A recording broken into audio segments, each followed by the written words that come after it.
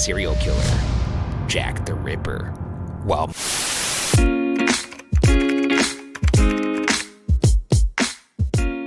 all right, ready to dive into a real mystery this time. We're tackling Jack the Ripper. Oh, a classic. And a truly chilling one. You bet. We've got some excerpts from a Vietnamese article. Let's see, it's called Jack the Ripper, Qui Sat Hon Hoan Thoya London, TC, 19. Ah, yes. Jack the Ripper, the legendary killer in 19th century London. That's the one. Yeah. And legendary might be an understatement when you think about how this case, even after all this time, still captures the imagination. Absolutely. Over a century later, people are still writing books, making films, even going on walking tours, all trying to unravel the mystery of Jack the Ripper. It's like a true crime obsession that just won't quit. And I think we're all a little hooked, right? But before we get to the nitty-gritty, the blood and the fog, let's set the scene a bit. What was Whitechapel like back then, the London neighborhood where this all went down? Picture this.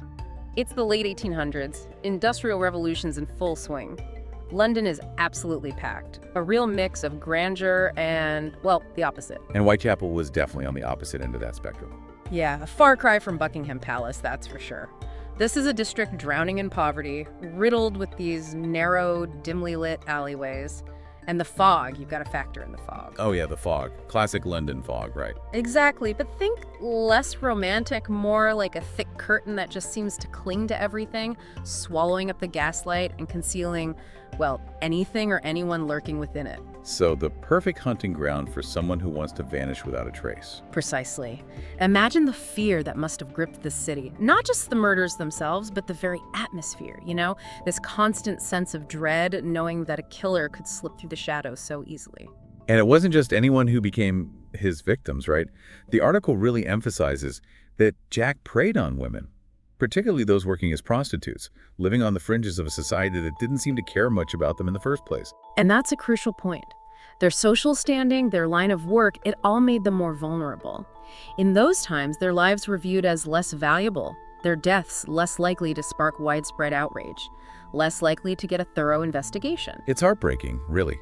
Like, their murders exposed the cracks in society, the way certain lives were just deemed disposable. The article also goes into some pretty graphic detail about the brutality of the crimes, the mutilations in particular. Yes, and that's what truly terrified people. The sheer brutality, the almost surgical precision of the mutilations, it sent shockwaves through Victorian London.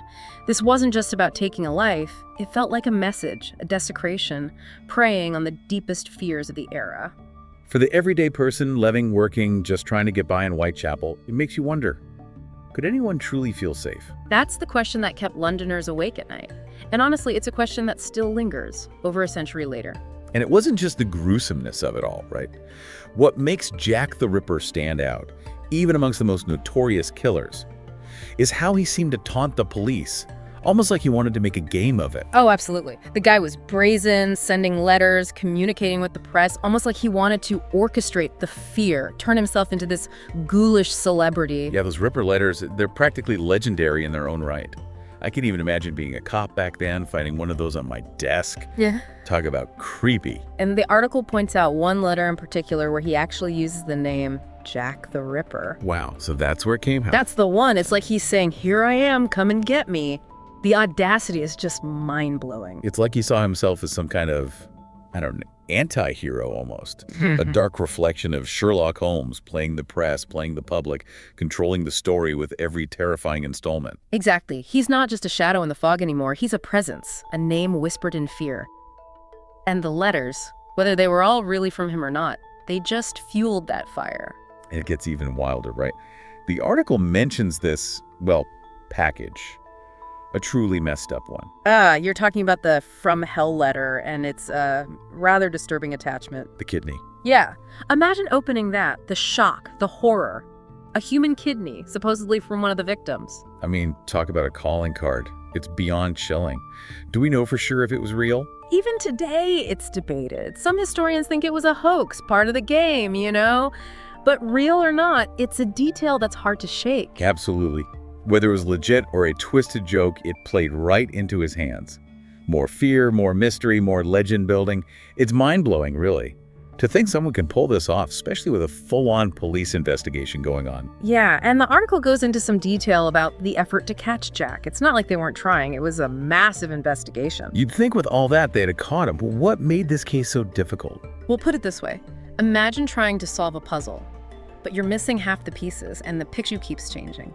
Late 1800s, you've got none of the tools we rely on today. No DNA analysis, no fancy cameras, even electric lighting was spotty in some parts of the city. Right. So much harder to track someone, let alone catch them in the act. Exactly, and you can't forget the social dynamics at play. Witnesses, they were hard to come by, especially if they were connected to the victim's world. A lot of fear, a lot of silence. Exactly. Fear, mistrust of the police, the very real threat of ruining your reputation just by talking, it all adds up. So it's like trying to grab onto smoke, this whole investigation. But the article makes it clear they really tried. Hundreds of interviews, tons of leads. And yet nothing. Jack the Ripper vanished like he was never really there at all. It's spooky, really. It's like he's a ghost story we're still telling ourselves. Yeah. And maybe that's why, even over a century later, we're still so captivated. Why do you think that is? What is it about Jack the Ripper that still gets under our skin? You know, people have been trying to answer that for years.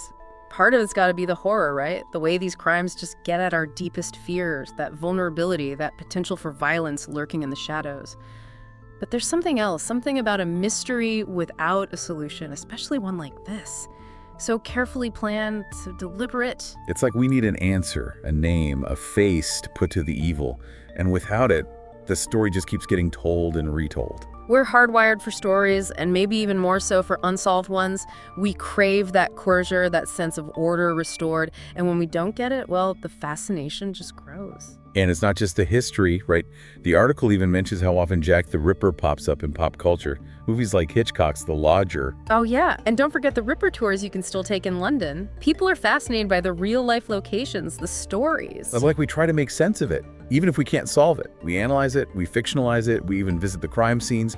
It's a way to feel connected to the mystery, maybe even gain some control over it. Exactly, and that might be the most lasting impact of Jack the Ripper. He might have disappeared into the fog, but the questions he left behind about why we do what we do, about the darkness we're all capable of, those don't really go away. So we've walked the streets of Whitechapel, dived deep into the mind of a killer, and explored the investigation that, even with all its efforts, couldn't unmask him. Maybe the biggest takeaway here is this. Some mysteries might never truly be solved, but it's the act of exploring them, wrestling with the unknowns, that teaches us something about ourselves. And hey, maybe next time you're walking down a dark street, especially one with a bit of fog rolling in, you'll think of Jack the Ripper. And remember, some stories never really end.